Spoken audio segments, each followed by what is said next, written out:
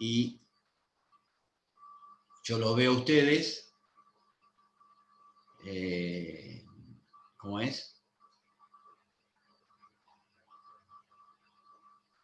Ahí te veo, bueno, veo a todos.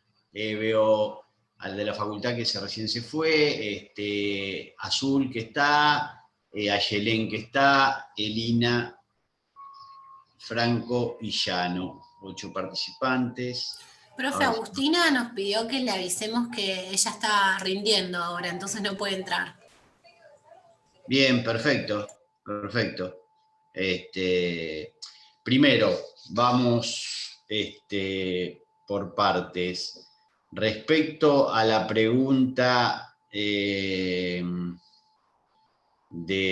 me hacían de si no llegábamos con las clases todo, el titular manifestó que hay que estudiar de igual, se llegue o no se llegue, hay que estudiar todas las unidades temáticas, ya que está incluso el material subido, que las clases son de apoyo y que de allí que entran todos los temas. Esta es la respuesta del titular, independientemente de que se lleguen o no a abordar y desarrollar todos los temas. Así que cumplo en transmitirle lo que informa el titular de la cátedra. ¿Bien? Después,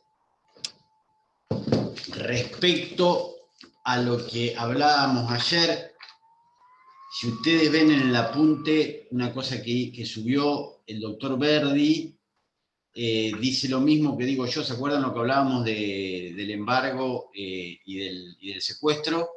Y finalmente, más allá de lo que diga el adjunto y yo, lo ratifiqué viendo en el código a Lino Palacio, donde claramente habla del tema y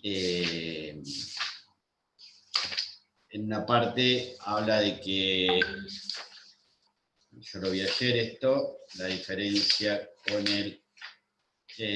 cuando habla del secuestro, dice, ¿ven? El secuestro puede solicitarse como medida subsidiaria del embargo o en forma autónoma. Con esto ya les defino todo.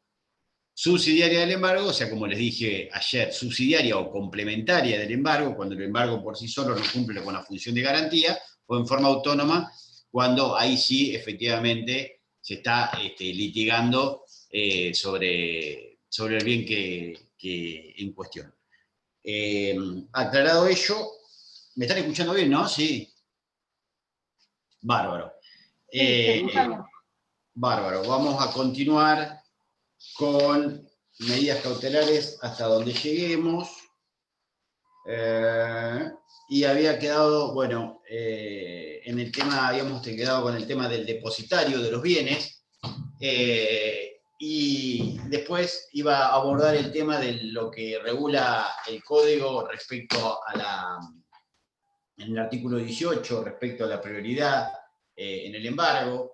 Ustedes saben que cuando traban una medida cautelar, ustedes sobre determinado bien, el código consagra que, digamos, el principio que viene del latín, prior in tempore, potior in iure, que es primero en el tiempo, mejor en el derecho.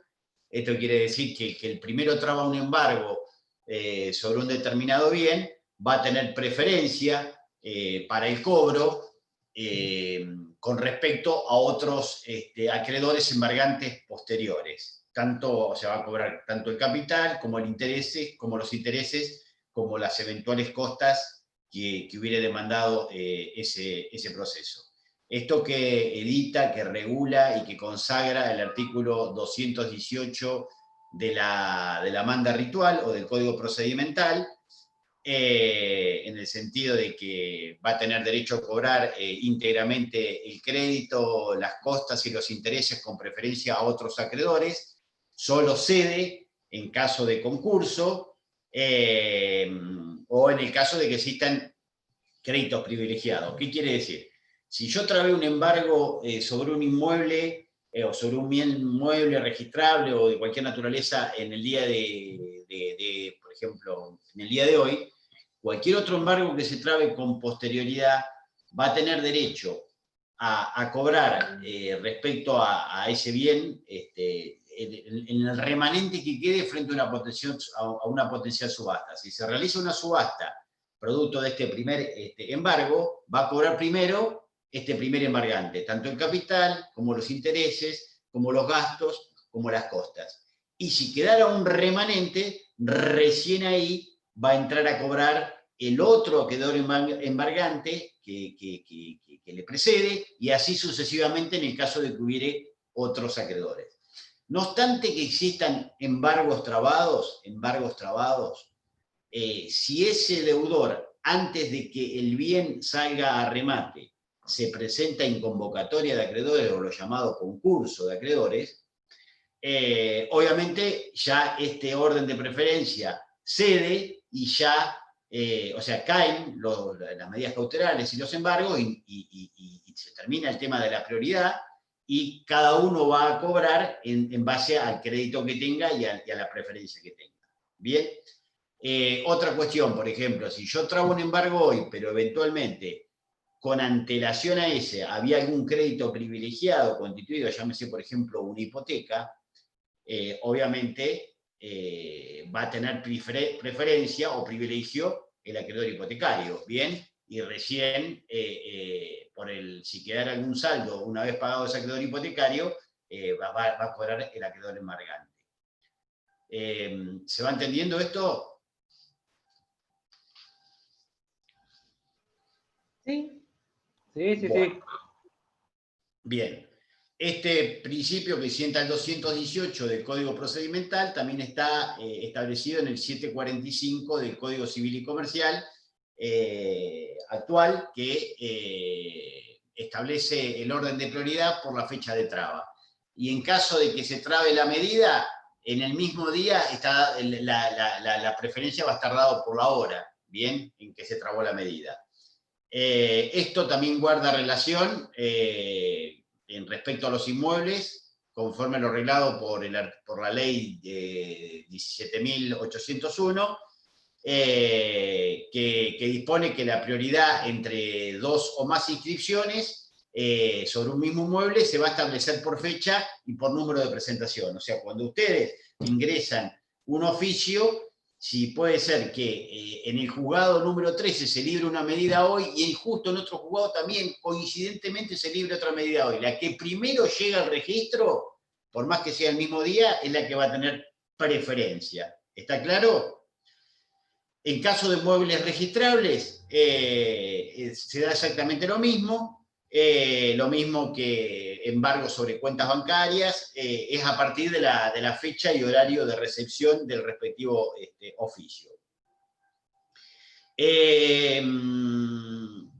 ¿Esto qué quiere decir? Que la prioridad lo que produce es que el que viene en segundo o en tercer lugar, recién como embargante, recién va a poder cobrar su crédito en la medida de que quedare un saldo o un remanente. Es decir, una vez que rematado el bien por parte del acreedor embargante en primer término, si quedare un saldo, va a cobrar recién lo siguiente. Pero también se puede dar el caso de que a lo mejor el que embargó en primer término y que está el embargo no llevó a cabo el juicio aún. Y quizás el que está ejecutando es el que viene en segundo grado, o sea, el acreedor embargante en segundo grado o en tercer grado. ¿Bien?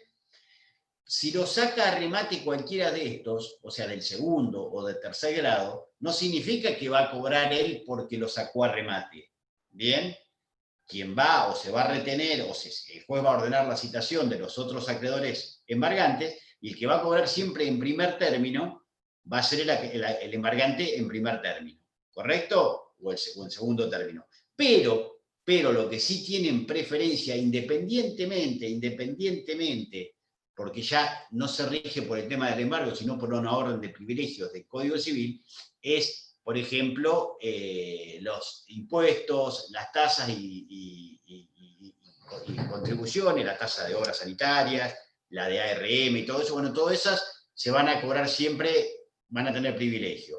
Y los gastos y las costas y los honorarios que insumió ese proceso para llevar a cabo el remate de ese bien, también va a tener preferencia sobre todos los embargos, incluso sobre el trabado en primer término. ¿Qué quiere decir? Si yo como abogado y soy embargante de un acreedor que era embargante en tercer lugar, saqué a remate el bien, ¿qué va a pasar? El producido de eso va a estar destinado a pagar los impuestos, las tasas de contribuciones en primer término. Después, los gastos y las costas devengadas para el remate de ese bien, incluso los honorarios del martillero y todo. ¿Por qué? Porque todo esto trajo un beneficio para el acreedor embargante en primer término. Lo hubiera hecho él o lo hubiera hecho yo, el bien se sacó a remate. O sea que primero los gastos causídicos o gastos del proceso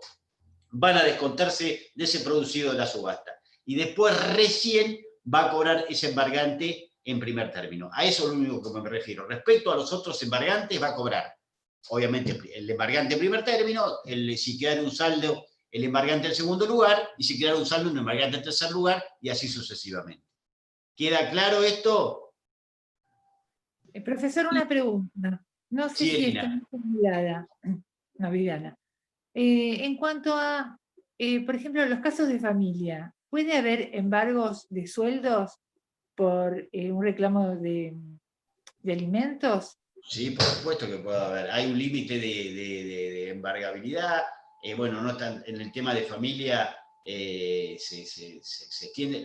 Primero, a ver, vos podés embargar por obligaciones alimentarias ahí en alimentos el régimen de embargabilidad es mucho más amplio que con respecto a cualquier crédito. ¿Qué quiero decir? Como tienen una naturaleza estrictamente, valga decir, alimentaria, cuando se reclaman alimentos prácticamente todo resulta embargable. ¿Bien?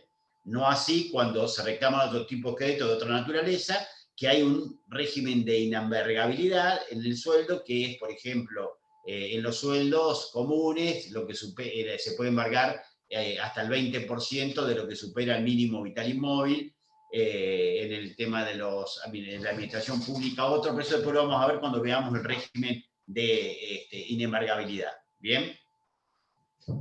Bueno. Quedó aclarado que acá en el tema de prioridad del embargo se aplica este principio, priori in tempore, potiori in iure, es decir, que primero en el tiempo, primero en el derecho o mejor en el derecho, o como mejor dicho se dice, más poderoso en el derecho. El que primero embargó va a tener derecho a cobrar su crédito íntegramente con respecto a su capital y sus respectivos intereses, y así sucesivamente. Después, y ahora viene lo que vos me preguntabas, viene el tema de los bienes inembargables. ¿Qué significa con respecto a los bienes inembargables? En principio, el Código Civil, en los artículos 240 y algo y 743, consagra un principio en cuya virtud el patrimonio del deudor constituye la prenda común o la garantía común de todos los acreedores. Es decir, que todo el patrimonio del deudor va a quedar, en principio, como principio general, expuesto a que sobre el mismo pueda ser atacado por los acreedores para cobrar las eventuales créditos que tuvieren. No obstante ello, tanto el Código Procedimental como el Código Civil establecen que por un principio que podríamos llamar de humanización del proceso, de humanización, hay determinados bienes que expresamente quedan exceptuados de la posibilidad de ser embargados. Entre ellos, tanto el Código Civil como el Código Procedimental, en el artículo 219, consagra como inembargables, primero, los bienes, el lecho cotidiano del deudor, de su mujer y de sus hijos, y las ropas y muebles indispensables para el uso, los instrumentos para su profesión, arte o oficio para que ejerza. ¿Qué quiere decir? Que el lecho cotidiano del deudor, cuando estamos hablando del lecho, ¿saben lo que es el lecho? Está bien. La Sí, porque hay cama. está bien, porque algunos a veces se preguntan porque a veces algunos piensan que el lecho es la casa, el lecho no es el lecho es la cama. El lecho cotidiano del deudor es la cama de su mujer y sus hijos, las ropas y útiles indispensables para el uso del deudor, y después también habla de las herramientas e instrumentos indispensables para su arte o oficio para que ejerce. Ojo con esto, que la jurisprudencia acá se ha expedido y ahí también hay muchas variables. A ver, ¿qué se considera? Por ejemplo, si yo ayer creo que les adelanté algo y les hablé del televisor, depende de los criterios jurisprudenciales y los distintos departamentos judiciales. Hay, por ejemplo, criterios jurisprudenciales anteriores, cuando, por ejemplo, no estaban los LED ni nada, los televisores ahora los plasma y todo eso, el televisor en principio era embargable. ¿Por qué? Porque se consideraba que era una herramienta de información necesaria y de esparcimiento necesaria, o que cumplía una serie de función social, y que por lo tanto era inembargable. Ahora el criterio cambia, incluso también en algunos consideran que si hay más de un televisor, uno no es embargable, el resto sí, depende si es un plasma, si es de cuántas pulgadas, bueno, depende del criterio y del juzgado que le toque, pero en principio hay bienes que, como por ejemplo la heladera y determinados artefactos electrodomésticos que resultan indispensables para uso del deudor, quedan exceptuados del régimen de embargabilidad. Como por ejemplo, ¿qué le digo yo? La heladera, porque hay una persona que dice, tiene una heladera, sí, bueno, tiene una heladera que vale, bueno, pero también ahora actualmente la gente no puede tener en la casa que le secuestren la heladera para rematársela y se quede sin la posibilidad de tener mercadería en frío y poder vivir dignamente. Entonces, generalmente, la heladera, hasta incluso los lavarropas, se consideran como que son bienes que cumplen una función social, son indispensables, no son suntuarios y por consiguiente quedan exceptuados del embargo. Sí resultarían embargables cualquier otro bien de la casa, como por ejemplo podrían ser los cuadros, los muebles suntuosos, si son muebles de decoración de mucha de estilo, llámese también hasta los escritorios. Y en cuanto a las herramientas de trabajo, acá ustedes tienen que saber que son aquellas herramientas de trabajo que por ahí son esenciales y en forma, ¿cómo puedo decir? Puede ser, por ejemplo, en un electricista, las pinzas, las tenazas, las cortacables, los martillos. Ahora, si ustedes van a una fábrica que, por ejemplo, produce, no sé, harina de pescado y embargan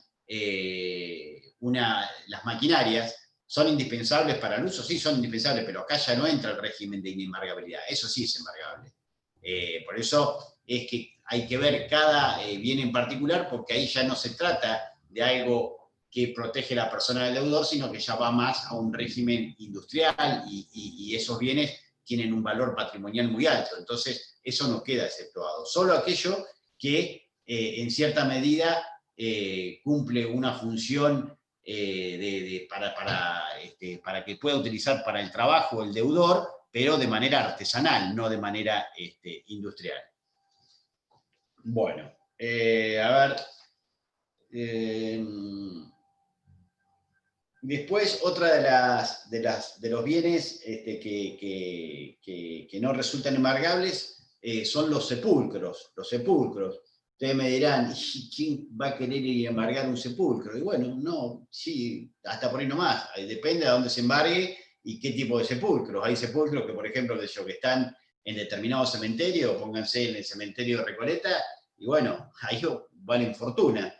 Pero los sepulcros, en principio, son inembargables, salvo que el crédito provenga del precio de su venta, de su construcción o del suministro de materiales. ¿Esto qué quiere decir?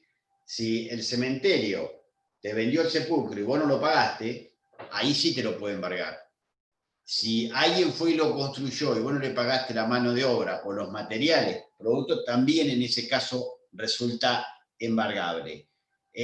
O por cualquier tipo de impuesto o contribución que se devengue por ese sepulcro, en ese caso resulta embargable. En principio es inembargable, salvo en estos supuestos que puede ser embargado. ¿Está claro? No debe ser muy grato rematar un sepulcro, pero bueno, sepan que en algunos supuestos puede ser embargado y eventualmente subastado. En determinados y específicos supuestos, como los que le estoy diciendo, que es en el caso de cuando la UPA. Hola, ¿me escuchan? Sí, se escucha, profe, no se cortó. Porque Sí, se salí acá, no sé, saltó la máquina como que me fui de la... Bien.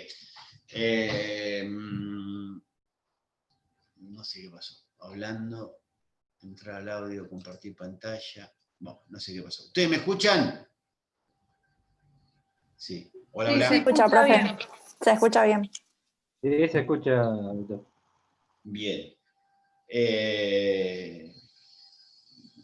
Esperen que me perdí. Acá. Bueno, el tema de los sepulcros. Ya les dije entonces que son inembargables, salvo que se reclame por un crédito que haya sido devengado de la venta de ese sepulcro, de su construcción o suministro de materiales, o por cualquier tipo de despenta o contribución. Después, el Código Procedimental también dice que los demás bienes exceptuados por ley. ¿Cuáles son los demás bienes exceptuados por ley? Bueno, ahí, entre los demás bienes exceptuados por ley, por ejemplo, tenemos dentro del Código Civil aquellos bienes que están afectados a una religión reconocida por el Estado, los derechos de usufructo, uso y habitación, las indemnizaciones que provienen o que pueda llegar a percibir el deudor por el daño moral o el daño material derivado de su integridad psicofísica, la indemnización, el código actual, el Código Civil también instituyó como inembargable las indemnizaciones por daños físicos, por daños físicos de la persona o por su muerte, radicando el fundamento en que esas indemnizaciones tienen carácter de naturaleza alimentaria. ¿Qué se dice? Que una persona que va a ser indemnizada producto de una incapacidad que sufrió con motivo de un hecho, de un accidente, equivale a las sumas que se vio, digamos, privada de percibir como consecuencia de esa incapacidad, y de ahí que tiene naturaleza o reviste el carácter de alimentario. Los otros bienes que están exceptuados por ley, hay muchas leyes que establecen el tema de la inembargabilidad de bienes, como por ejemplo, y eso estoy haciendo, bueno, yo no veo ni los nombres acá, pero no, ahora sí. Que me habías preguntado, Viviana, creo vos que me habías preguntado. Sí. Por ejemplo, los sueldos que resultan de un contrato de trabajo solo pueden ser embargados hasta un 20% de lo que exceda el mínimo vital inmóvil. Con excepción de los créditos por alimentos, que ahí se pueden embargar, inclusive por debajo de ese importe. Los sueldos también de los empleados de la administración pública pueden ser embargados hasta un 20%. Después son inembargables las indemnizaciones por accidente de trabajo. Las prestaciones alimentarias también son inembargables, y también son inembargables los inmuebles que fueron adquiridos con préstamos provenientes del Banco Hipotecario Nacional. Bien, esto igual yo se los voy diciendo así, lo tienen muy bien desarrollado y ampliamente graficado y definido en el trabajo elaborado por parte del doctor Verdi y subido a la, bueno, no sé cómo se, a la ¿qué es? ¿Qué vendría siendo acá En el campus. En el campus, perdón. Y subió el campus. Después tenemos, antes estaba en el Código Civil protegida o como inembargable, se decía el bien de familia, ¿bien? Eso no sea que era, digamos, por una ley complementaria, la ley 14394, que establecía como inembargable el bien de familia, y operaba con una fuerte, digamos, de imposibilidad de que impedía la ejecución de ese inmueble por deudas posteriores a su constitución. Ahora actualmente lo que se dice que no es que no son embargables, o sea, se decía que eran embargables, pero que no eran ejecutables. No se podían ejecutar por deudas posteriores a la constitución del bien de familia. Este régimen, si bien se mantiene actualmente en el nuevo Código Civil y Comercial, ya no se habla de bien de familia, sino se habla que de afectación del bien inmueble destinado a vivienda. Y esto está consagrado en los artículos 244 y 256 del Código Civil y Comercial de la Nación, al cual ustedes pueden válidamente remitirse y de allí advertir que la afectación de ese bien como inmueble estimado a familia puede ser total o puede ser parcial, que no puede afectarse como bien destinado a vivienda a más de uno respecto al mismo titular registral. La afectación a este régimen va a beneficiar no solo al titular registral, sino al cónyuge, al conviviente, a los descendientes y ascendientes. Y el efecto principal es la imposibilidad de acreedores digamos, de fecha posterior, que puedan ejecutarlo y rematarlo, salvo que se trate de deudas por impuestos o por ejemplo, por créditos derivados de la construcción o mejores. ¿Vieron cómo hablábamos de los sepulcros? Bueno, en este caso lo mismo, si el crédito proviene por mejoras a la vivienda o incluso por obligaciones alimentarias. En este caso, el hecho de que esté constituido bueno, no como bien de familia, sino como bien destinado a vivienda, no impide su embargabilidad. Con eso también, en cierta medida, estoy respondiendo algo de lo que vos me habías preguntado hoy, Viviana. ¿Qué más? Bueno, respecto a la sustitución, al levantamiento y a la reducción, ustedes ahí todos estos supuestos que tienen de sustitución, levantamiento, reducción y ampliación del embargo preventivo, lo tienen regulado a partir del artículo 200, o sea, a las posibilidades que pueden hacer tanto el acreedor como el deudor de pedir una mejora o una sustitución sobre determinados bienes. O sea, yo puedo pedir una sustitución de un bien que tengo embargado por otro, o a su vez también puedo sustituir una medida cautelar por otra distinta, que son dos supuestos totalmente distintos. ¿Qué quiero decir con esto?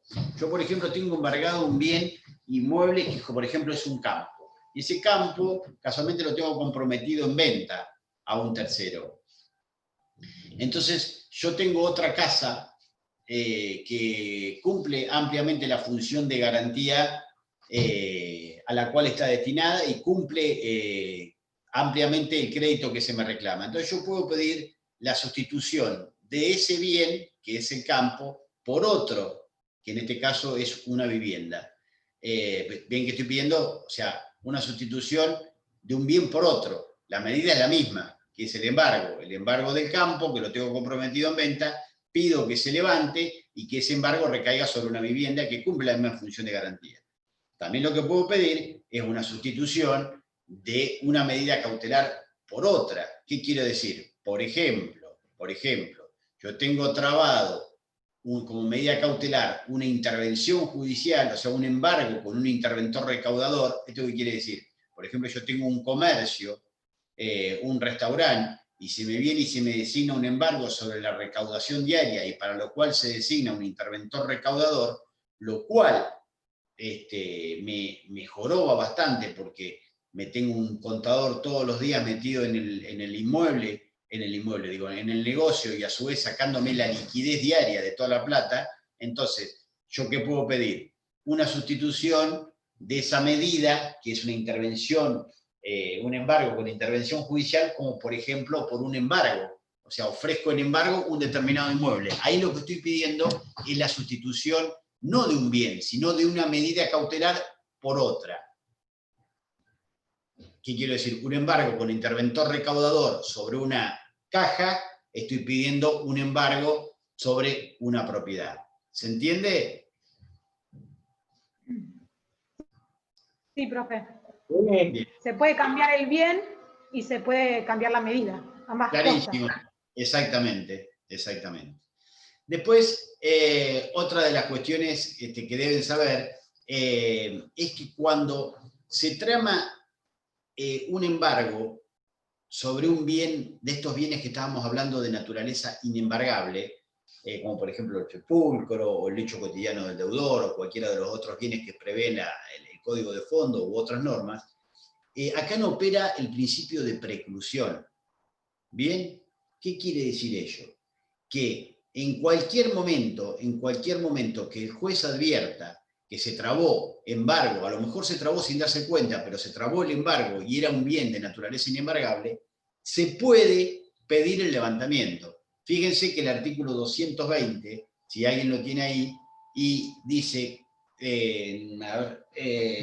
como que aun cuando la resolución que lo hubiera dispuesto se encontrare firme, ¿no? ¿Cómo es que dice? Quiere decir que no opera el principio acá de preclusión. 220.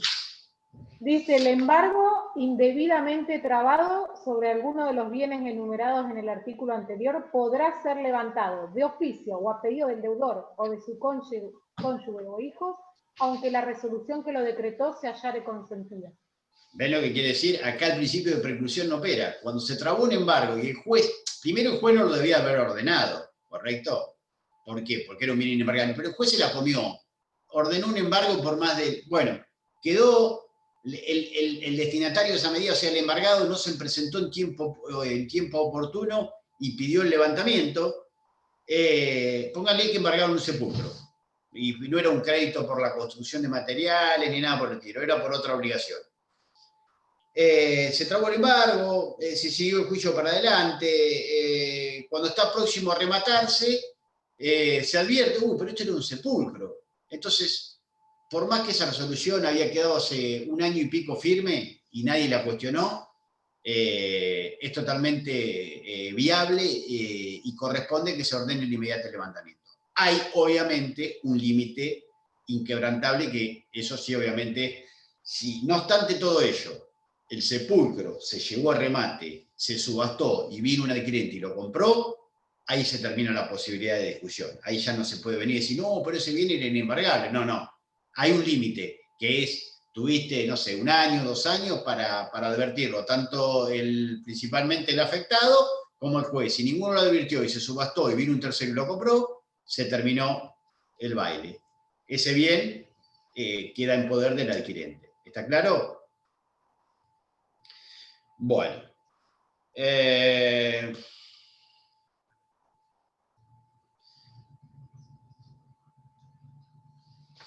Después tenemos la limitación, bueno, la ampliación del embargo. ¿Eso lo vieron ustedes con Diego García Arena? El tema de la ampliación del 203, la ampliación o sustitución de embargo, la mejora o algo de eso, ¿lo vieron? Sí, algo de eso vimos.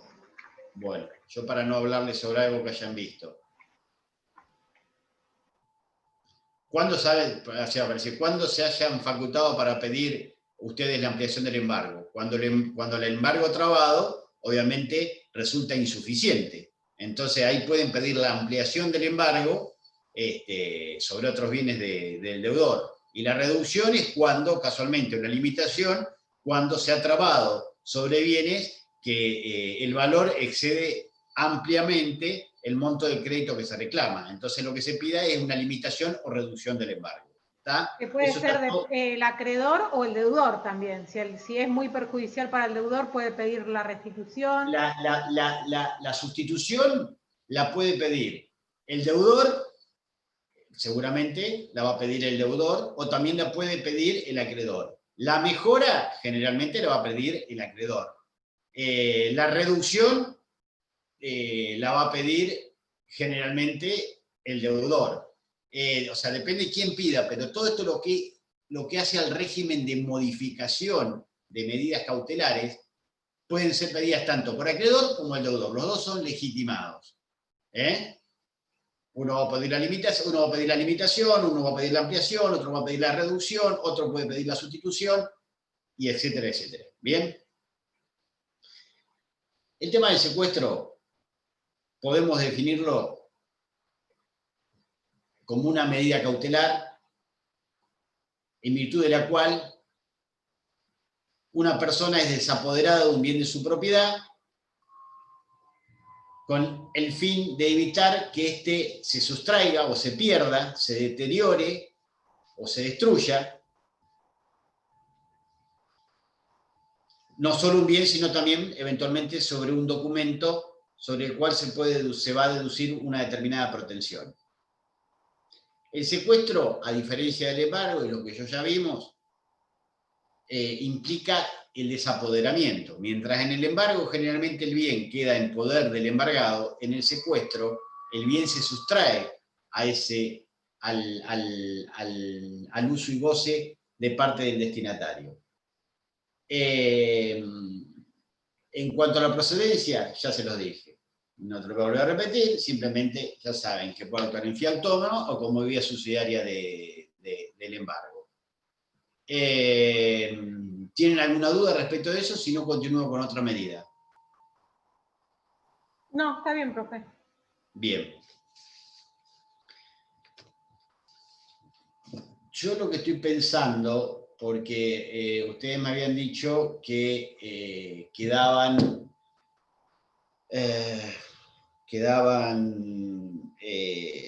procesos especiales y procesos sucesorios, que sería la semana que viene nada más, ¿no?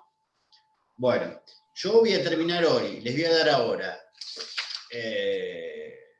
inhibición general de bienes, algo de anotación de litis, y bueno, el resto de las medidas cautelares que son muy cortitas y que están regladas en el código, considero que válidamente las pueden estudiar de ahí. No se olviden de saber que ayer me lo preguntaron, no sé si está en el programa, pero por ahí también ténganlo presente, porque es muy probable que si les toca el titular se los pregunte. Ustedes me habían hablado ayer de qué era de las medidas de las anticautelares. A ver, conocimiento de las medidas cautelares. Las anticautelares, ¿recuerdan que me habían preguntado a alguien ayer que nadie las había dado? Sí. ¿Alguien me preguntó ayer o estoy mal de la cabeza? No, sí, ayer preguntó, creo que... Bueno, estas medidas ustedes lo van a ver y lo tienen bien clarificado en el trabajo desarrollado por el doctor Verdi, Guillermo. Ahí van a ver que son medidas que son de creación doctrinaria y de creación jurisprudencial. Tienen como precedente un fallo jurisprudencial, y a partir de allí vino toda una elaboración doctrinaria. Entre ellas, quien ha elaborado y ha escrito sobre esto ha sido el propio titular, el doctor del Cerro. Entonces es posible que les haga alguna pregunta. ¿Bien? Lo que estas buscan, las procesas anticautelares, lo que buscan como esencia y como finalidad es en impedir que en otro proceso judicial se dicte una medida cautelar que es decir, que una tutela, o sea, que mediante la cual se produzca un abuso o un perjuicio para el deudor. O sea, consiste en impedir que una medida cautelar que se pueda dictar en otro proceso sea determinadamente gravosa. Lo van a ver ahí, que lo que se busca es evitar el abuso procesal, que es lo que ocurre cuando se utiliza un instituto procesal desviándolo de sus fines específicos. Lo tienen bien desarrollado y con ejemplos en el trabajo desarrollado por el doctor Verdi, así que ahí no van a tener, simplemente sepan lo que es el concepto de las medidas anticautelares, en qué consisten, y el precedente jurisprudencial que yo les dije, que viene el fallo era Centro Chapas de Rosario contra Administración Provincial o sea, contra la FIP, sobre medida cautelar, en donde, ¿qué fue lo que se ordenó? Se ordenó al organismo fiscal de la provincia de Santa Fe la prohibición de trabar una inhibición general de bienes o un embargo sobre cuentas corrientes de este Centro Chapas, que era la actora, en tanto no excediera la suma de 580.000. ¿Qué es lo que se buscó? Es decir, como la FIP estaba habilitada en base a un crédito que reclamaba contra esta parte a trabar una medida cautelar que puede ser una inhibición o un embargo, se pidió como medida anticautelar es que se decretara o que se prohibiera a la FIP que la medida que trabara no fuera precisamente una inhibición y que el embargo no superara los 580.000 que eran pesos, que eran los que constituían materia de potencial litigio. Es decir, que en un proceso se pide una medida cautelar para que en otro proceso, la que se vaya a dictar, ¿no es cierto?, no produzca un perjuicio innecesario o disvalioso al propio cautelado. Se ofrece otra cautelar, por así decirlo, que se trabe, pero no precisamente la que podría llegar a trabar el acreedor, que va a ser altamente disvaliosa y perjudicial para el destinatario. ¿Está claro? Y son de creación doctrinaria y jurisprudencial. Actualmente no tienen receptividad de orden normativo. ¿Bien? Sí, profe, es más o menos como el recurso de atentado, ¿no? Que es una creación doctrinaria. También es de creación doctrinaria y jurisprudencial el recurso de atentado, exactamente. Que también escribió del Cerro, sí, eso me acuerdo. No sé si hay mucho criterio de cámara, sí puede ser que haya escrito el doctor del Cerro también, de eso no sabía que él haya escrito. Bueno, a ver, sustitución, efectos, bien, vamos a la inhibición general de bienes. Bien. La inhibición general de bienes constituye una medida cautelar que está contemplada en el artículo 228 de la manda procedimental y es que, o sea, resulta procedente en todos aquellos supuestos en que habiendo lugar al embargo, o sea, en la medida que resulte procedente el embargo, no se puede hacer efectivo porque no se conocen bienes del deudor o estos no cubren el importe del crédito reclamado. Entonces, ¿cuándo en principio resulta viable la inhibición general de bienes? En todos los supuestos de que resulta viable el embargo. Pero lo que deben saber, que a tenor de lo que dice el código, es una especie de medida subsidiaria del embargo. ¿Esto qué quiere decir? Que si el embargo resulta viable y hay bienes, primero otra vez el embargo. Y si no, después recién recurra a la inhibición. O si los bienes sobre los cuales embargué no cubren el crédito que yo reclamo, porque el valor de esos bienes a priori resulta insuficiente para cubrir una creencia que es notoriamente superior, ahí también me habilita a trabar una inhibición. Pero en cierta medida es una medida sucedánea, o sea, solo resulta viable cuando el embargo no se puede efectivizar. ¿Y ello por qué? Y porque, primero, convengamos, que después van a ver, hoy hablamos, la inhibición no afecta a un bien determinado. ¿Qué quiero decir con esto? No es que yo al trabar una inhibición, primero la inhibición se traba sobre la persona, no sobre los bienes. ¿Bien? La inhibición se anota en los registros, pero se anota sobre la persona. ¿Y qué es lo que impide la inhibición general de bienes? Impide que la persona inhibida pueda disponer o grabar bienes de su propiedad que ya tengan su patrimonio o que adquiera en el futuro. ¿Bien? Yo no puedo, inhibido, vender ningún bien de naturaleza registral que tenga en mi patrimonio. Si estoy inhibido en el registro de la propiedad inmueble, no voy a poder vender ningún inmueble. Si estoy inhibido en el registro de la propiedad del automóvil, no voy a poder vender ningún bien en el automotor. Si estoy inhibido en el registro de buques, no voy a poder ningún buque. Y si estoy inhibido en el registro de aeronaves, no voy a poder vender ninguna aeronave que tenga. ¿Esto qué quiere decir? Y tampoco no solo vender, sino grabar. No podía poder constituir ningún derecho real sobre estos bienes de naturaleza registrable. Pero, a diferencia del embargo, lo que ustedes deben saber, que la inhibición general de bienes no otorga ninguna preferencia. Hoy hablamos del embargo y hablamos de prior intempore potione iuria, hablamos de la preferencia que creaba sobre otros acreedores. La inhibición no genera ningún tipo de preferencia, no solo con respecto a ninguna otra inhibición que se trabe con posterioridad, sino que a su vez no genera ninguna preferencia con respecto a embargantes posteriores. ¿Qué quiero decir con esto? Yo trabé una inhibición general de bienes. A ver si me esperan que me voy a tomar un poquito de agua, que estoy medio...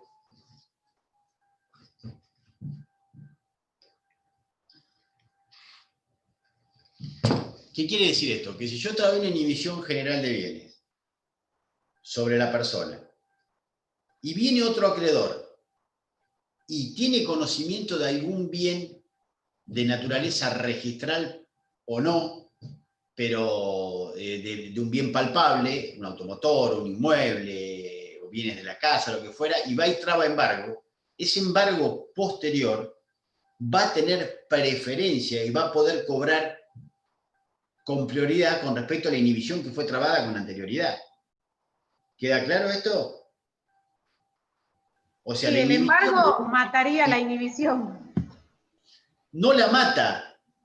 No, pero tiene, o sea... La inhibición se va a seguir manteniendo. Lo que pasa es que ese inhibiente no va a poder... Dice, no, pero pará, yo la inhibición la tengo trabada sobre todos los bienes hace 3 años antes. Sí, perfecto. Todo lo que No importa porque no tiene preferencia. No hay preferencia. El acreedor embargante posterior va a tener preferencia a cobrar sobre ese bien que eventualmente embargó.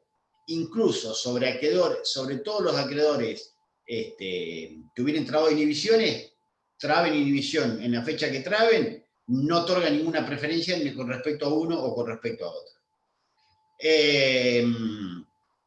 Profesor, Sí. profesor, ¿se puede decir entonces que la inhibición de bienes va en beneficio de todos los acreedores? O sea, que si alguien inhibió los bienes de alguien, ¿no? Y viene otra persona y lo tiene que embargar, no es necesario que lo inhiba de nuevo, porque esa inhibición sirve para todos.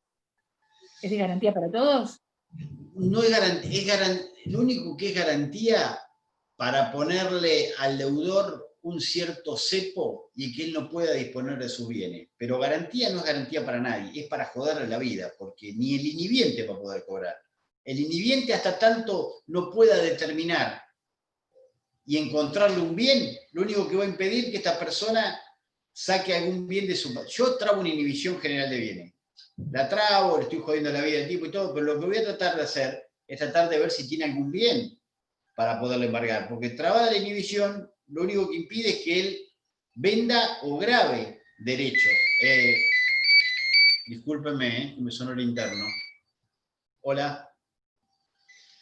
Lo único que impide es que el inhibido transfiera bienes de su propiedad o grave derechos de su propiedad, pero no me da ninguna preferencia ni prioridad para el cobro. O sea, yo lo puedo tener inhibido de por vida y nunca voy a cobrar el crédito. Entonces, ¿qué voy a hacer si yo tengo inhibido a una persona? Lo que me tengo que preocupar es que, si primero que hago, denuncio y pido la inhibición. Después voy a tratar de buscar algún bien para poderlo embargar, y ahí sí voy a plantear la sustitución de una medida cautelar por otra, o sea, voy a denunciar un bien a embargo y voy a pedir que se sustituya la inhibición, porque casualmente lo que hablábamos hoy, como hablábamos hoy, la inhibición es sucedánea del embargo. Si yo encuentro un bien para embargar, el juez me va a habilitar que yo trabe el embargo y que levante la inhibición. Entonces, en ese caso, al trabar el embargo y levantar la inhibición, lo que me va a permitir a mí es que yo ese bien después lo pueda rematar y pueda cobrarme a creencia. Cuando con respecto a la inhibición, lo único que podía hacer es que esta persona no sacara ese bien de su patrimonio, pero nunca iba a poder ejecutoriarlo, rematarlo y cobrar. ¿Queda claro? Profe, Sí. tengo una pregunta. ¿La inhibición va a proceder solamente sobre bienes registrables o sobre los dos? Registrables y En no realidad, registrables. la inhibición no solo va a operar sobre los bienes registrables, pero también en los registros que se anote. O sea, si se anota en el registro de la propiedad inmueble y yo voy a vender un automotor, yo obviamente puedo vender y nada me va a impedir de que lo venda.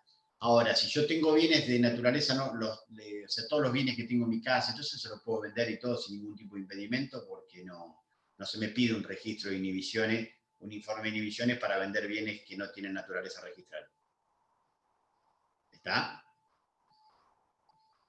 Entonces, ¿qué quiere decir? Que si vos querés vender la silla que tenés en tu casa, la computadora, los palos de golf, los cuadros, las obras, lo podés hacer totalmente. El tercero que los compre, los va a poder comprar y el inhibiente no va a poder alegar absolutamente nada.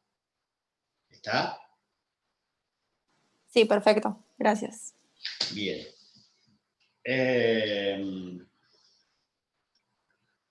Bueno, respecto a los requisitos, como ya les dije, y el procedimiento es que la inhibición solo puede ser pedida cuando el deudor no tenga bienes o cuando estos resultan insuficientes para garantizar el crédito. La inhibición se debe trabar en cualquiera de los registros cuando se trate de bienes registrables, depende de su naturaleza, sobre bienes inmuebles, sobre bienes automotores, sobre aeronaves, sobre caballo de carrera, sobre cualquier... pero hay que anotarla en cada uno de los registros donde ustedes consideren que esta persona tiene bienes registrables inscritos. En cuanto a la extinción de la inhibición, ahí se aplica el artículo 207 de la manda procedimental, que dispone que las inhibiciones y los embargos se extinguen a los 5 años de su anotación en el registro que corresponda, salvo que a petición de parte, ¿no es cierto?, se reescriban con anterioridad al vencimiento del plazo y el juez así lo ordene y se inscriba.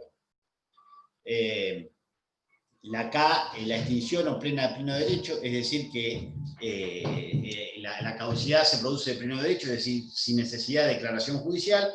Por consiguiente, una vez transcurridos los 5 años, ese embargo que a ustedes les va a figurar trabado en el registro o esa inhibición, no les va a impedir realizar cualquier tipo de operación de venta, de derecho real o lo que fuera, porque ya caducó de pleno derecho y no necesitan presentarse en el expediente y solicitar el levantamiento. ¿Está claro?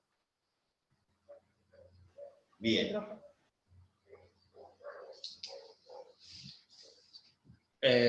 Bien. Bueno. Después tienen la inhibición voluntaria, que también por eso lo digo, la tienen. La inhibición voluntaria es un supuesto que es, digamos, de lo que veníamos hablando, la inhibición judicial. La inhibición voluntaria es aquella que, como un pacto entre el cual una persona, para garantizar el cumplimiento de un determinado contrato, contrae la obligación de no transmitir un bien determinado o de bienes determinados que resulte propietario para garantizar el cumplimiento del contrato. Esta inhibición voluntaria, no hay por decir, una intervención judicial. Se hace, algunos dicen que se hace ante un escribano y no necesita inscripción registral, otros dicen que se tiene que hacer ante un escribano e inscribir en el registro para que pueda tener operatividad. todas estas inscripciones y todo lo van a ver desarrollado en el trabajo del doctor Verdi. Tuvo muchos cuestionamientos, en principio en el orden provincial se admitían este tipo de inhibiciones voluntarias, por más que en la práctica muchas veces no se llevaban a cabo. En cambio, en el ámbito capitalino, en Capital Federal, esta inhibición en virtud del decreto reglamentario 2080/80 de la ley 7801 las prohibía expresamente, por lo tanto no se las permitía, y actualmente está el Código Civil, que en el artículo 1900 y pico, 1970 y algo, establece que en los contratos a título oneroso es nula la cláusula de no transmitir a persona alguna el dominio de una cosa determinada, o no constituir derechos reales. De ahí que, en cierta medida, está prohibiendo este tipo de inhibiciones voluntarias, salvo que se haga, digamos, a favor de unas personas específicas, pero si es, yo no puedo establecer, digamos, en un contrato oneroso una cláusula de no transmitir a persona alguna de cualquier cosa, ¿no? Eso actualmente está vedado por el Código Civil y Comercial. Y solo se admite la indisponibilidad voluntaria respecto a los actos a título gratuito, y por el plazo máximo de 10 años. Estoy cansado. Vengo muy rápido porque quiero abordar, pero lo importante es que hasta donde llegue lo vayan entendiendo. ¿Cómo vienen hasta acá, chicos? Bien, bien. Bien. Bien. ¿Vos, Azul, cómo venís? ¿Se te ve la cara? ¿Está mejor? Sí, hoy estoy mejor. Hoy me siento firme? mucho mejor. No, por suerte. Bueno, me alegro mucho. ¿Y cuántos días llevas? El lunes me hice el hisopado, así que me quedan... Son 15 días, así que no sé cuánto me queda. 15 días. Una semana más, por ahí. 15 días que estás sin quedar adentro, ¿no? Sí, estoy en mi habitación, no salgo para nada y me traen la comida, todo es muy embole, pero bueno. Sí, te golpean la puerta y te la dejan ahí. Sí. Sí, así estamos. Bueno. Sos joven, hay que cuidarse nada más. Sí. Si llegabas a tener algún problema, si llegabas a sentir algo mal o lo que fuera, lo hablás el día del examen, ¿eh? Bueno, ojalá que no. Bueno, Ojalá que no. Hasta ahora vengo bien. Bueno. Gracias. Por favor. Bueno, después tenemos la anotación de litis. La anotación de litis es también, al igual que la inhibición general de bienes, una medida cautelar que lo que persigue es asegurar la publicidad del proceso con respecto a un determinado bien registrable, para que la sentencia que se dicte en ese proceso pueda ser opuesta a eventuales terceros adquirentes o a favor de quien se constituya un derecho real. Acá no se inmoviliza ningún bien en particular, sino lo que solamente se da a publicidad a un proceso, que la anotación de litis, es decir, se dice y se inscribe en el registro que respecto a un determinado, se anota una litis y se dice que se está litigando sobre un determinado bien. ¿Bien? Entonces yo digo que anotación de litis con respecto a este bien, en los autos caratulados se ha decretado la anotación de litis. Entonces, quien compra, después no va a poder alegar buena fe y por consiguiente la sentencia que se dicte en el marco de ese proceso válidamente le va a poder ser oponible. O sea, el adquirente no va a poder invocar buena fe, no va a poder desconocer ni alegar el desconocimiento porque esto se inscribe registralmente y va a tener publicidad registral, y mediante una simple, ¿qué pasa? Si yo quiero hacer una operación de compraventa sobre un inmueble, lo primero que tengo que tomar como recaudo es pedir un informe de inhibiciones y de dominio. Si no, después no puedo venir a alegar que fui y que tomé los recaudos necesarios para poder alegar la buena fe. Si no lo hice y compré un inmueble sobre el cual existía una anotación de litis, la sentencia que se dicte en ese proceso válidamente me va a poder ser opuesta a mí como adquirente.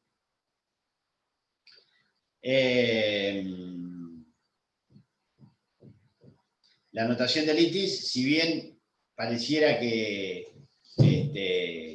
podía recaer sobre bienes inmuebles, en realidad la anotación de litis procede sobre todo bien que revista el carácter registral. También se puede redactar sobre, por ejemplo, sobre bienes automotores.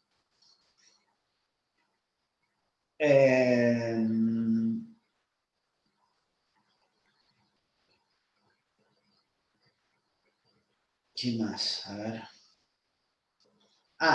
Y uno de los supuestos de procedencia que establece claramente el artículo 229 de la manda procedimental, es que la anotación de litis no va a proceder siempre, sino que va a proceder cuando la demanda que se interpone, o sea, la pretensión que constituye objeto del juicio, pudiera traer como consecuencia una modificación en el registro. ¿Bien? Y el derecho fuere verosímil, dice. ¿Qué quiere decir? Que si yo la pretensión que demando no va a poder traer como consecuencia, ¿qué pretensión puede traer como consecuencia una modificación de una inscripción en el registro?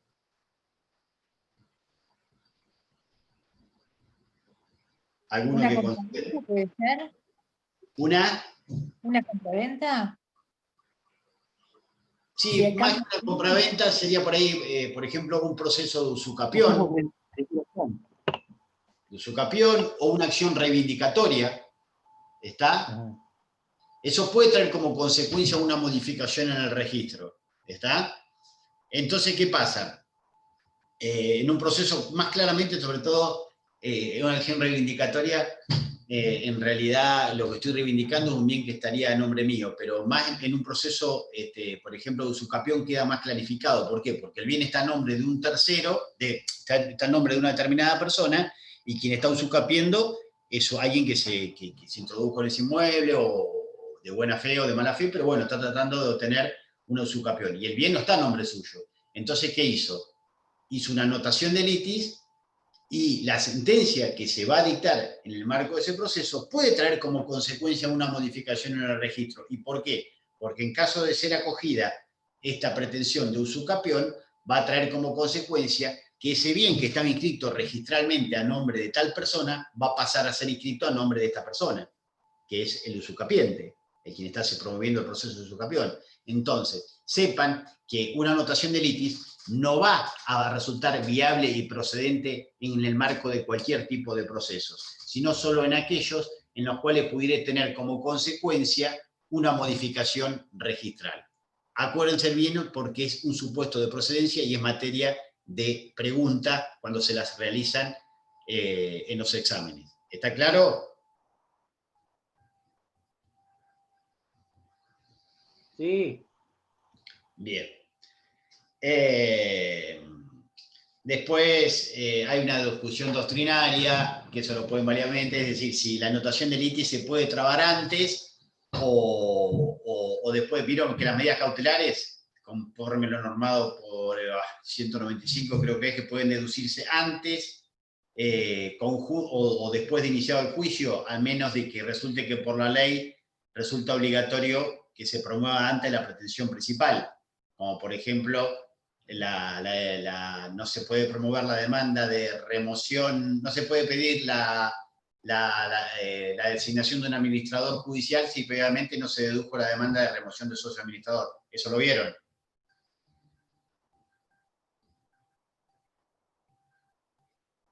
Sí, en sociedades, sí.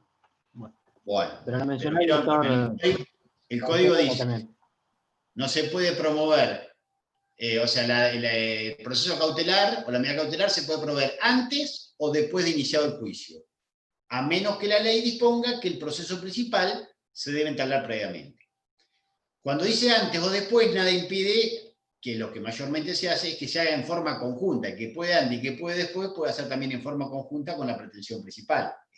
Esto no lo dice el código, pero yo se los agrego. O sea, que de allí que el proceso, la medida cautelar puede promoverse antes, conjuntamente con la pretensión principal, o después de la pretensión principal, a menos que el código disponga que la pretensión principal debe deducirse previamente. Uno de los supuestos, como le dije, es la designación de administración judicial, que si ven la administración judicial en el Código Procedimental, dice en su párrafo final, dice, prohibición de innovar, inhibición, ¿dónde está esto? 224. Dice en la parte final, dice, no se decretará esta medida, o sea, la administración judicial, si no se hubiere promovido la demanda por remoción del o de los socios administradores. ¿Qué quiere decir? Si yo quiero pedir como medida cautelar una administración judicial, previamente o en forma coetánea, tengo que promover la demanda de remoción de socio administrador. Si no, no la puedo hacer en forma previa como edita el 195 y la autoriza. En el caso de anotación de litis, había un cuestionamiento doctrinario en el cual se decía, ¿cómo voy a pedir con antelación una medida cautelar de anotación de litis si todavía no hay litis propiamente dicha, no hay un proceso principal? Bien, pero después hay otra parte de la doctrina que la cuestiona válidamente y dice, sí, yo puedo promover una anotación de litis con forma previa a promover el proceso principal. ¿Y por qué? Porque cuando yo promuevo la medida cautelar, tengo que indicar cuál es el proceso que pretendo iniciar, cuál es el tipo de medida que se pide y todo. Entonces, en cierta medida, ya estoy indicando todos esos recaudos y cumpliendo. Por lo tanto, hay parte de la doctrina que considera que, y la jurisprudencia, que yo la puedo promover a la anotación de litis, incluso con antelación a la promoción de la demanda principal, porque también tengo que indicar cuál es el tipo de proceso que voy a iniciar. ¿Está claro? Esto es una cuestión más opinable, pero yo solo si le digo para ilustrarlos un poquitito más. ¿Les quedó claro? Si nos llegan a preguntar, la mayoría dice que tiene que ser después o la mayoría dice que puede ser previa. Hay unos que dicen que no se puede anotar la litis porque propiamente no había litis para anotar porque no hay proceso iniciado. En cambio, la mayoría, y a tenor de lo reglado por lo que dicta el código, si yo tengo que indicar cuál es el proceso que voy a iniciar, en cierta medida ya estoy diciendo cuál es la litis que voy a iniciar. Entonces de allí que también podía pedirlo en forma previa a la interposición de la demanda principal. ¿Está? Sepan que, como reitero, que la inhibición solo resulta subsidiaria del embargo, o sea, si tengo bienes para embargar, tengo que hacer el embargo, o cuando los bienes no son suficientes. La otra que les hablé hoy, ¿cuál era? Bueno, lo que les dije del secuestro, la inhibición, la anotación de litis, que no resulta viable en cualquier proceso, sino solo en aquellos que pudieran tener como consecuencia una modificación en el registro. Y respecto a la caducidad de la anotación de litis, ustedes vieron que hablamos de embargo y de las inhibiciones. ¿Y qué dijimos? Que caducaban a los 5 años, correcto. Bueno, la anotación de litis, según lo dispuesto por el 229, segundo párrafo y tercer párrafo, dispone que la anotación de litis se extingue con la terminación del proceso si se rechaza la demanda. Y en cambio, si la demanda fuera admitida, la medida se mantendrá hasta que la sentencia sea efectivamente cumplida. Entonces, de allí que no resulta, acá hay un régimen de caducidad claramente distinto al que establece con respecto al embargo, porque el código dice que la anotación de litis se va a caducar o se va a extinguir recién con la terminación del proceso. Y si el proceso, o sea, con la terminación del proceso y frente a un rechazo de la demanda. Y si el proceso duró 10 años y recién se rechazó la demanda a los 10 años, pareciera que a partir de ahí recién se extingue. Y que en caso de que la demanda fuera admitida, se va a mantener hasta que la demanda sea cumplida. Eso edita el código. En cambio, hay disposición técnico-registral que tanto la ley 17.801 establece que todas las medidas cautelares caducan de pleno derecho a los 5 años de su inscripción registral. Por consiguiente, en la provincia de Buenos Aires, podríamos decir que si se aplica el artículo 37 del decreto reglamentario, habría un plazo de caducidad de pleno derecho a los 5 años. ¿Cuál es? Es decir, en la provincia de Buenos Aires se adopta el criterio según el cual la anotación de litis caduca a los 5 años, excepto en los casos de usucapión y expropiación. Esto lo tienen claramente desarrollado en el apunte del doctor Verdi. No, porque si no, los voy a recontramarear con medidas y voy a tratar de ir a 10.000 y prefiero que las que doy las aprendan bien, que son las más importantes, sepan que en principio cuando resulta viable y que la caducidad en estos supuestos, el Código Procedimental dice que si la demanda es rechazada, recién ahí expira o se extingue, y si es admitida la demanda, la anotación de litis se mantiene hasta que la sentencia sea efectivamente cumplida. Pero no obstante ello, existen disposiciones técnico-registrales que parecieran indicar que la anotación de litis, al igual que cualquier otra medida, tiene un plazo de caducidad de 5 años y que si no son reinscriptas con anterioridad, debieran caducar. Verán cuál es el criterio que por ahí les toca transitar, depende del criterio del juez, pero esto es en principio lo que dice la manda procedimental y otras disposiciones técnico-registrales.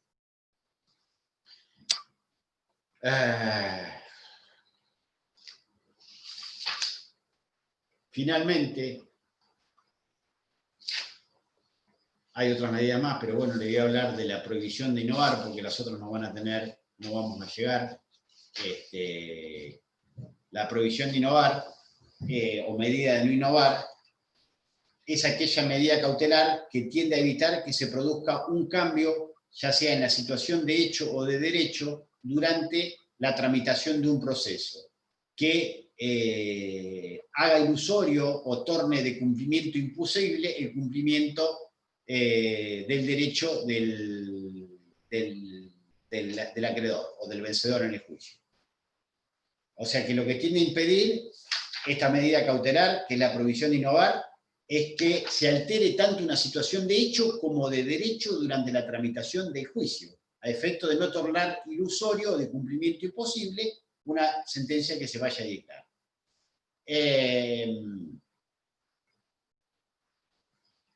Fíjense que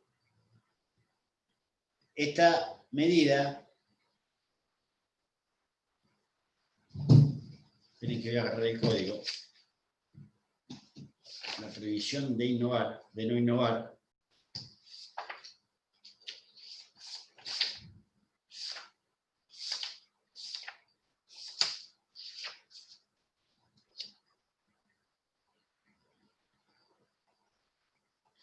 fíjense lo que dice.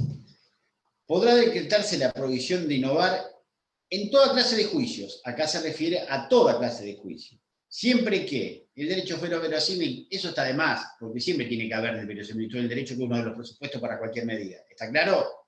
Pero bueno, obviamente. Existiere peligro de que si se alterare o alterar en la situación de hecho o de derecho, la modificación pudiera influir en la sentencia o la convirtiera su ejecución ineficaz. Y finalmente, que es un recaudo específico de esta medida, es que la cautela no pudiera obtenerse por otra medida precautoria. ¿Qué quiere decir?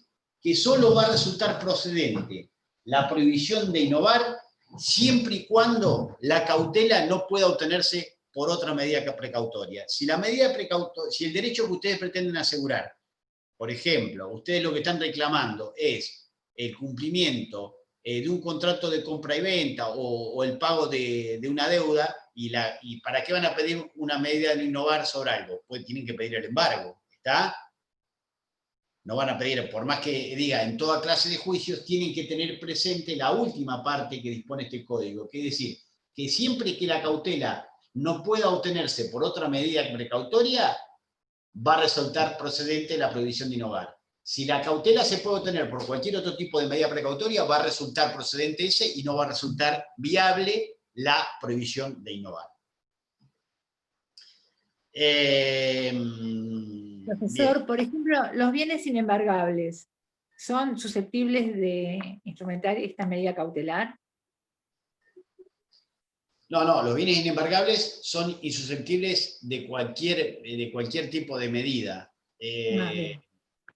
Porque, digamos, si no se pueden embargar, menos, digamos, ¿para qué voy a traer una medida de no innovar sobre un bien que en definitiva, o sea, yo lo que trato, a ver, sí podría ser viable una medida de no innovar, y si me estoy ocurriendo ahora, por ejemplo, no sé, estamos discutiendo sobre la titularidad de dos herederos sobre la titularidad de un sepulcro. Entonces, ¿por qué? Porque hicimos una partición judicial en el marco de un proceso sucesorio, donde los dos somos herederos, y yo digo que yo me quedé con el sepulcro, y vos te quedaste con, no sé, bueno. Entonces dice, no, pero pará, en realidad ese bien, ese no fue así, no fue tan así, lo que se discute sobre el sepulcro en sí. Entonces, ¿qué pasa? Uno de los herederos a lo mejor quiere hacer una mejora, una ampliación del sepulcro para poner más cuerpos, para lo que fuera, una bóveda familiar, ¿bien? Entonces, el otro puede plantear una medida en un hogar, es decir, no, hasta tanto no se termine el litigio sobre quién es el titular de este sepulcro, te pido una prohibición de medida en un hogar, que no se altere la situación, no, porque si vos modificás esto, vas a producir un perjuicio o me vas a hacer a mí pasible de que me reclamen el gasto de algo que en realidad a vos no te toca ni por qué te tenés que estar tocando. Entonces, solo en este virtual supuesto que yo te estoy diciendo, podría resultar viable una prohibición de no innovar, ¿verdad? Pero siempre acuérdense que es para que lo que se busca es que no se altere una situación de hecho o de derecho. En cuanto a los efectos de la prohibición de no innovar, no surte efecto hasta tanto no sea notificada al sujeto destinatario. O sea, bien, no. Después más esto, presumitud, peligro la demora, ausencia de maniobra, contra cautela. Yo creo que, chicos, hasta acá quisiera llegar porque la prohibición de contratar es, en cierta medida, una especie de podemos decir, de especie de la que también es otra medida cautelar, de la de no innovar. Después tienen la intervención en administración judicial, que no van a tener ningún tipo de impedimento leyéndola porque no es complicada, y las que más se preguntan inclusive son las otras. Y bueno, nada, en el apunte y programa en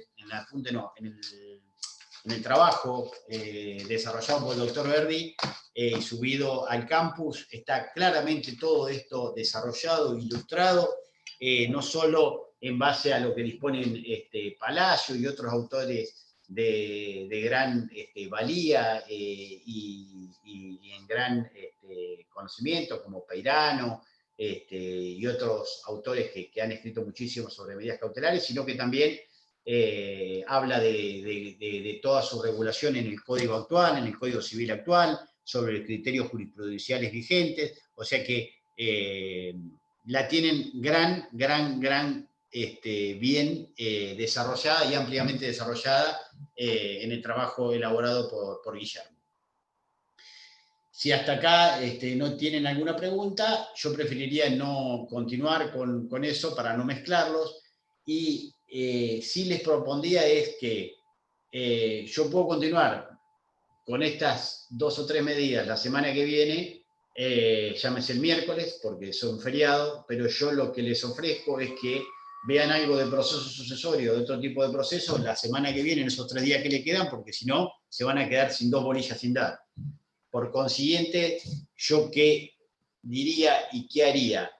Diría que día hasta acá, que simplemente quedó en cabeza de ustedes, ver administración judicial y la prohibición de contratar. el resto ya fue medianamente abordado, y que a partir del lunes arranquen con las clases los profesores que siguen para que vean procesos especiales y procesos sucesorios. Sí, perfecto, profe. Así por lo menos podemos abarcar la mayor cantidad de temas. Va, no sé qué dicen los chicos. Sí, sí, para mí también. Prefiero que avancen un poco más, así no quedamos tan en la nada, digamos. Sí, incluso, por eso le digo, yo ya les di las medidas cautelares, las principales, ¿bien? Les di el embargo, les di la inhibición general de bienes, les di la prohibición de innovar, le di la anotación del ITIS, que son generalmente la administración judicial. A ver, no digan Nagore dijo que no la van a tomar. No digan no eso, porque no, o sea, que está grabado no significa que no se la vayan a tomar. No es de las más preguntadas la administración judicial.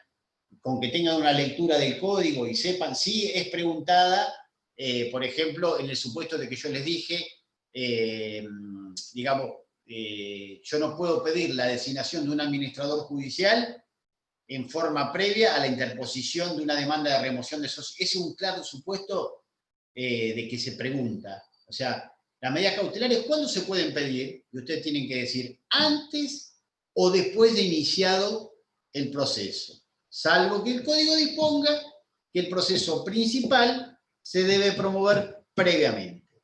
A esto adiciono es que si se pueden pedir antes y se pueden pedir después, también se pueden pedir en forma conjunta o coetánea con la pretensión principal.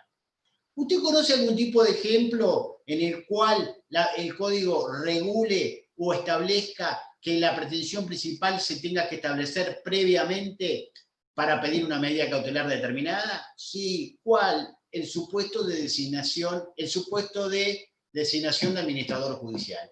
Este tipo de medida solo puede peticionarse, esta medida cautelar, si se ha promovido en forma previa la remoción de socio administrador. Si no, no resulta viable por imperativo expreso regulado en el Código Procedimental. En otra cuestión, que también no resulta viable, pero por un criterio doctrinario, podríamos así decir, y minoritario, es la anotación del litis, porque se dice que no hay litis que anotar si previamente no se promovió el proceso principal. Pero yo considero que esto no resulta así, habida cuenta que cuando yo pido una medida cautelar como la anotación del litis, en forma previa tengo que indicar cuál es lo que yo les expliqué hoy. ¿Está? Con eso, boom, para arriba, 20 puntos, y quedan claramente ilustrados de la sapiencia sobre medidas cautelares. Entonces, si les parece, salvo que me quieran preguntar algo, hay alguna pregunta acá en el chat que dice, ¿qué dice? Nada, perfecto. Los dejo liberados y estaríamos, ¿cómo es? Para vernos el lunes / martes de la semana que viene. El miércoles. ¿El miércoles el examen? No, lunes y martes es feriado. Perdón. El lunes y martes es feriado, y la otra semana sería el lunes o el martes el examen, que ojalá sea el martes. Conmigo, por eso está bien que yo diga lunes o martes de la semana que viene, porque va a ser para el examen. Ah, claro. La semana que viene no, de la semana que corresponda. La semana que viene es miércoles, jueves y viernes, que no van a estar conmigo. Que creo que ustedes todavía no tuvieron clase con el doctor Verdi. ¿Una sola o un par de clases tuvimos? Sí, vimos el tema de amparo y de tercerías con Verdi. Bien, bien. Bueno, yo voy a poner en conocimiento de la cátedra esta situación, y el miércoles arrancarán con las bolillas que siguen. Y yo lo esperaré a la otra semana para el examen. Faltaría la doctora Hernández dar clases, creo. Entonces Karina tiene que dar proceso sucesorio seguramente, y esos procesos especiales. Yo ya voy a avisar para que tenga tiempo para prepararlo tranquila. Chicos, les mando un beso grande y un fuerte abrazo. Buen fin de semana para todos y todas. Que descansen, y Azul que te recupere, y el resto que se cuide mucho. Gracias, Doc. Gracias, profe. Un beso grande, cuídense. Nos vemos. Chao.